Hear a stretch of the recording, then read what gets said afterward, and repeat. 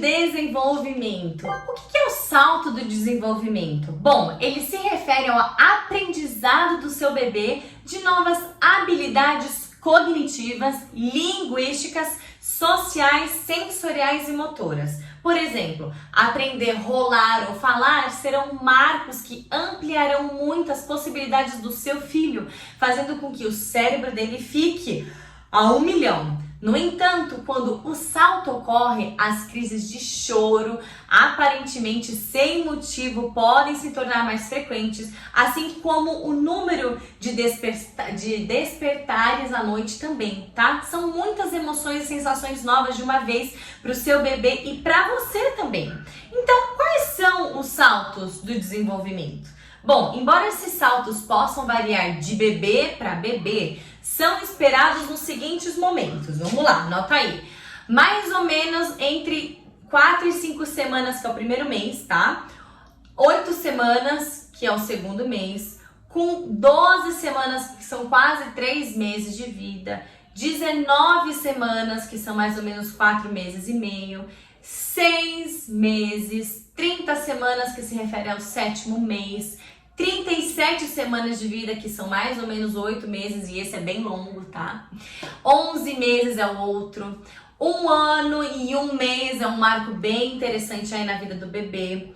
Depois ele vai ter outro salto que é mais ou menos entre 1 ano e 3 meses. 1 ano e 5 meses e acabou. São esses os saltos. Quais são alguns sinais que identificam um salto de desenvolvimento? Bom, entre os sinais mais comuns de que o seu bebê está passando por um salto de desenvolvimento estão esses aqui. Vamos lá. Aumento dos despertares noturnos. Eu sei, é desesperador, mas olha o que acontece. O bebê ele fica muito empolgado com muita descoberta. Então ele pode ficar com o sono mais agitado e acordar mais vezes à noite ou durante as sonecas diurnas, justamente para praticar aquilo que ele aprendeu. Então é uma coisa boa. Eu sei, a gente fica doida, mas é bom. Segundo sinal, o apego, ele fica maior aos pais, os cuidadores, tá? Então o seu bebê, ele pode ficar mais dengoso, seja com os pais ou com a pessoa que tá pertinho dele. O terceiro sinal é o choro sem motivo aparente. Por outro lado, o seu bebê ele pode ficar confuso com tantas sensações novas e chorar com mais frequência por não saber como reagir de outra forma.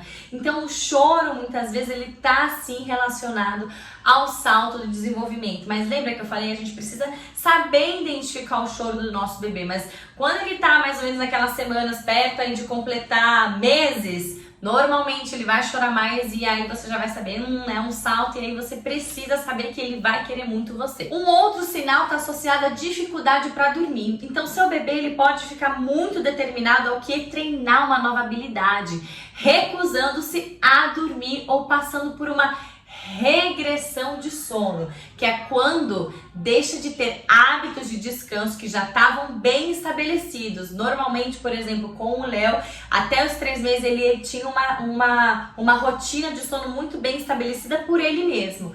Mas depois que ele passou pelo 3º mês, a rotina dele mudou completamente. Ele virou um bebê que começou a dormir muito tarde, começou a despertar um pouco mais vezes na madrugada e acordar um pouco mais tarde. Então mudou bastante a rotina dele.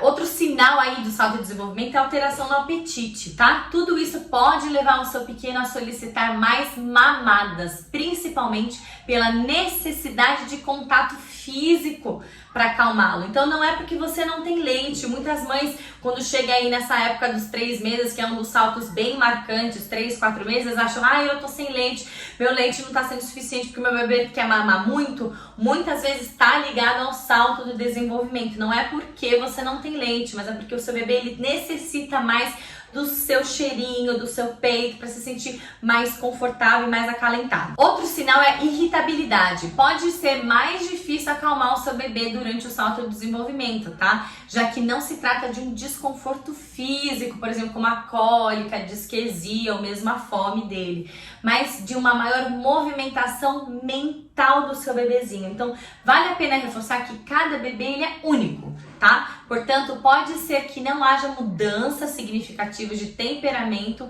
na sua casa, por exemplo, com o seu bebê. Mas eu posso dizer que uns 80% do bebê passam praticamente os mesmos saltos. E se você conversa com outras mães, você vai perceber que a maioria está passando pelo mesmo perrengue. E como então deve ser o comportamento de nós, né, dos cuidadores, os pais? Bom, agora que você já entendeu melhor, tá, tudo que é o salto do desenvolvimento, vamos então ao que mais importa. Como nós, mães, pais, tá, inclui seu marido nisso, podemos lidar com essa fase para ajudar melhor o bebê a ultrapassar de forma, né, mais fácil. Bom, vamos lá, olha as dicas. Primeiro, dê muito conforto e afeto. Sabe aquela história de que colo demais vai deixar o seu filho mimado?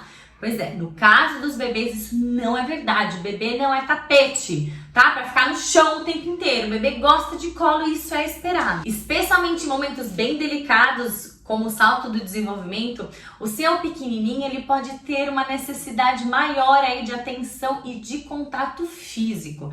Então, dar colo pro seu bebê vai ajudar muito a deixar ele confortável. Sling é uma boa pedida. Segunda coisa, tenta manter a rotina. Como a gente já explicou lá em cima, é esperado que o seu bebê ele acorde mais vezes à noite para treinar a nova habilidade que está sendo desenvolvida, certo? Afinal, um salto de desenvolvimento. Isso quer dizer que ele vai despertar repleto de energia, fazendo sons novos, rolando no berço, enxergando a mãozinha, abrindo e fechando. Então, nesses momentos, você pode sentir vontade de interagir, rir e brincar com ele. No entanto, vale a pena se manter forte e tentar resistir, tá? Para não fugir muito da rotina, ainda mais do que já acontecerá em decorrência do salto, tá? Então, procura não acender as luzes, deixar ele muito agitado, tá? Nem falar muito. Na medida do possível, tenta manter a associação de que é noite, que é um momento para dormir. Isso vai ajudar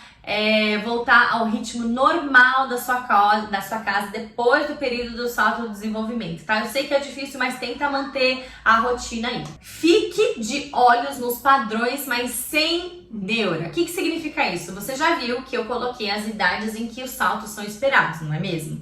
Pois bem, é importante acompanhar os marcos de desenvolvimento previstos para cada idade, principalmente para saber o que esperar do seu bebê e se preparar melhor. No entanto, cada bebê tem o seu ritmo de desenvolvimento e a gente precisa respeitar essa individualidade. Não é porque o bebê da amiguinha já tá rolando o meu, não, que o meu tá atrasado, né? Se não tem nada de errado com o seu bebê, tá tudo bem. Ele só tem um desenvolvimento diferente do coleguinha. E a gente precisa respeitar essa individualididade. Outra dica é proporcionar estímulos adequados. Se vocês entrarem na aula de bônus, a doutora Ana Luísa, ela explica alguns estímulos que a gente pode estar fazendo em cada fase do bebê. Então vale a pena olhar bem essa aula para vocês saberem o que vocês podem estar fazendo de brincadeiras para estimular o seu bebezinho a se desenvolver melhor. Vai aqui alguma dica minha também. Então, já que a gente tá olhando os marcos de desenvolvimento esperado para cada fase do seu bebezinho, você pode ajudar o seu bebê a assimilar novas habilidades.